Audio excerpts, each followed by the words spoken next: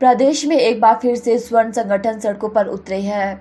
देवभूमि स्वर्ण संगठन की आक्रोश पैदल रैली शिमला पहुंची। यहां संगठन के कार्यकर्ताओं ने सरकार के खिलाफ नारेबाजी की। वहीं पत्रकारों से बातचीत करते हुए अध्यक्ष मदन ठाकुर ने कहा कि हिमाचल की सुक्खू सरकार जातीय भेदभाव कर रही है। हम मुख्यमंत्री सुक्खू से पूछना चाहते हैं कि क्या स्वर्ण समाज के बच्चे आर्थिक रूप से कमजोर नहीं होते? लोग हमारी इस समानता की लड़ाई में साथ दें और अपने बच्चों के भविष्य का नव निर्माण करें, अन्यथा आने वाली पीढ़ियां आपको कोसती रहेगी। देवभूमि स्वर्ण संगठन ने कहा कि आज तक स्कूल से लेकर बच्चे, नौजवान, रोजगार के क्षेत्र में किसान और सभी क्षेत्रों में आरक्षण के आधार पर बंटवारा हुआ है। इसे खत्म करने के लिए लगातार वे पैदल मशाल यात्रा कर रही है और वे राज्य और प्रदेश सरकार से आग्रह करते हैं कि इस ओर ध्यान देकर आर्थिक आधार पर आरक्षण दिया जाए।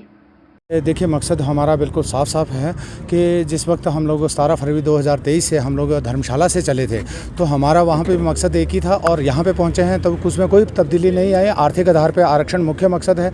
योग्यता के आधार पे नौकरियाँ हो, समानता का अधिकार हो, किसान परिवार को 3000 रुपये प्रति माह वेतन या प्रोत्साहन राशि सरकार दे, ये आग्रह हमारे मुख्य है। हिमाचल प्रदेश सरकार से हमारा निवेदन है कि जो पिछली सरकार द्वारा लंबित मामला स्वर्ण आयोग गठन का था, उसे एक्ट के रूप में लागू करें और जो अभी स्कूल की वर्दी के लिए सरकार ने निर्णय लिया है, उस निर्णय को वापस लें और सभी को समानांतर एक समान नीति से आप लोग सबके बराबर अधिकार देते हुए, बच्चों को जातियों में ना बांटते हुए आप इस जो कानून आपने आदेश पारित किया है, उसे आप वापस लें और सबको एक बराबर आप देखें। ऐसी हम लोग मांग लेके चले हैं।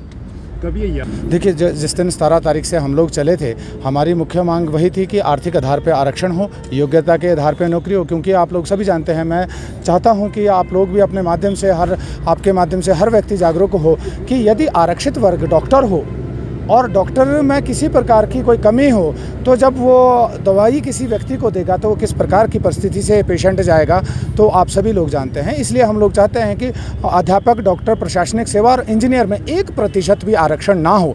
और आरक्षण की जो आजकल जातीय और उस पर दिया जा रहा है, उसकी बंदर बांट पे हम लोगों को खेद है। क्योंकि गरीबों को आज तक 75 साल हो गए हैं, कहने को तो स्वर्णिम काल में हम लोग जी रहे हैं, परंतु हम लोग यदि वास्तव में देखें तो तमाम हर एक जाति वर्ग के गरीब लोग आज भी विषपान कर रहे हैं। आज भी वो अपनी ज़िंदगी के लिए ज़िंदगी बसर कर रहे हैं, जद्दोजहद में लगे हैं, परंतु आज भी उनके अधिकारों की बात कोई नहीं करता। राजनीति सभी लोग करते हैं, परंतु उनके ज़मीनी स्तर पर लागू करने की कोई भी काम नहीं करता।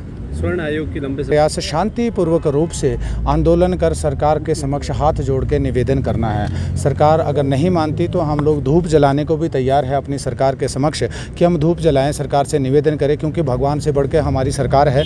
क्योंकि सरकार एकदम से निर्णय लेती है, भगवान तो बहुत समय लगाता है। तो हम लोग हर प्रकार से निवेदन करेंगे सरकार से और हम लोग किसी भी शब्दों की मर्यादा को नहीं लांघेंगे। हम लोग किसी भी सरकारी संपत्ति को नुकसान नहीं पहुँचाएंगे, किसी भी लोगों को का रास्ता नहीं रोकेंगे। हम बेहतर तरीके से अपने सरकार के समक्ष अपनी आवाज़ को बुलंद करने की कोशिश करेंगे। आज नहीं तो कल जीत अवश्य होगी, ऐसी हम लोग उम्मीद करके चले हैं। आधार पे बंदर बांट पे हम लोग विरोध करते हैं। इसीलिए हम लोग कहते हैं कि आरक्षण आर्थिक आधार पे होना चाहिए। क्योंकि आज भी अगर आरक्षित वर्ग जो हमारे अनुसूचित जाति वर्ग के लोग हैं, उनमें सिर्फ 5% लोगों को आरक्षण का लाभ मिल रहा है। बाकी आज तक 75 साल से उन्हें लाभ नहीं मिल पाया। तो हर एक जाति, हर एक घर को आरक्षण का लाभ मिलेगा जो उसमें पात्र पाया जाएगा। आज मुख्यमंत्री से आप नई सरकार है, अभी अगर प्रथम वर्ष और प्रथम अब 3 महीने में वो आश्वासन देंगे। अभी पारी बहुत लंबी है और हम लोग सरकार से निवेदन करते रहेंगे।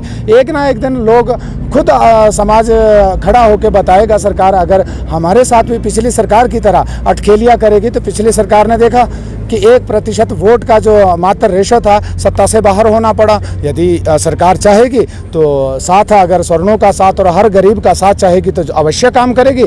यदि उन्हें भी अटखेलियाँ करनी होगी तो वो आने वाला समय बताएगा कि किस प्रकार की व्यवस्था परिवर्तन होती है, वो समाज बताने वाला है। क्योंकि मैं चाहता हूँ कि असली व्यवस्था गरीब और किसान परिवर्तन कर सकता है, और जो कि हमें जागरूक करने की आवश्यकता है। आपके माध्यम से हमें पूर्ण आशा है कि अवश्य समाज जागृत होगा, ऐसा हम लोग मानते हैं। लेकिन जिस तरह आरक्षण समाप्त ना करना, हम लोग नहीं कहेंगे कि होना नहीं आरक्षण को समाप्त किया है, क्योंकि बहुत सारे लोग ऐसे हैं, हम लोग जब गांव-गांव जाते हैं तो बहुत ऐसे गरीब हैं जिनको आज तक भी कोई लाभ नहीं मिल पाया और उनके पास कोई चारा नहीं है।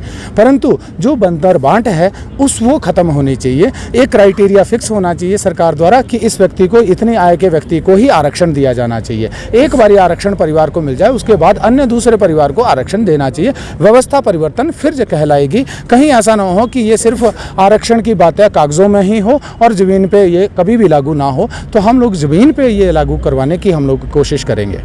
ये जो देखिए, हम लोग धर्मशाला से चले थे, 984 किलोमीटर हमारी शिमला सचिवालय तक की लंबाई रहने वाली है इस यात्रा में, और हमारा पहला पड़ाव हमारा सचिवालय होगा। अपने सरकार के समक्ष हम लोग जो मशाल है, मशाल को एक मशाल हमारी फिर भी जलती रहेगी, क्योंकि अखंड है, और ये तब तक जलती रहेगी जब तक आर्थिक आधार पर आरक्षण लागू नहीं हो जाता, योग्यता के आधार पर नौकरियाँ नहीं मिल जाती, किसानों की समस्या हल नहीं हो पाती, ये तब तक जली रहेगी। इस बीच में हम लोग 68 विधायकों के घर जाएंगे, उनके समक्ष हम लोग बात करेंगे कि क्यों आप किसानों की बात नहीं करते, क्यों गरीबों की बात नहीं करते, क्यों आप समानता की बात नहीं करते, आर्थिक आधार पर आरक्षण की क्यों नहीं बात करते, हर वर्ग के अधिकार की क्यों आप बात नहीं करते। तो हम लोग हर तरह से प्रयास करेंगे। अभी ये छोटा सा प्रयास है इस बारी हमें, क्योंकि आप सभी लोग जानते हैं कि बीच में बहुत सारा कुछ उथल पुथल हुई थी, जिसकी वजह से समाज टूट चुका था। दोबारा समाज को जोड़ने की कोशिश की जा रही है। हर गरीब, हर किसान को, हर जाति के लोगों को जोड़ने की कोशिश की जा रही है, और आने वाले में समय में देखते हैं कि कितनी सार्थक होगी, वो हम आप सभी लोग जानने में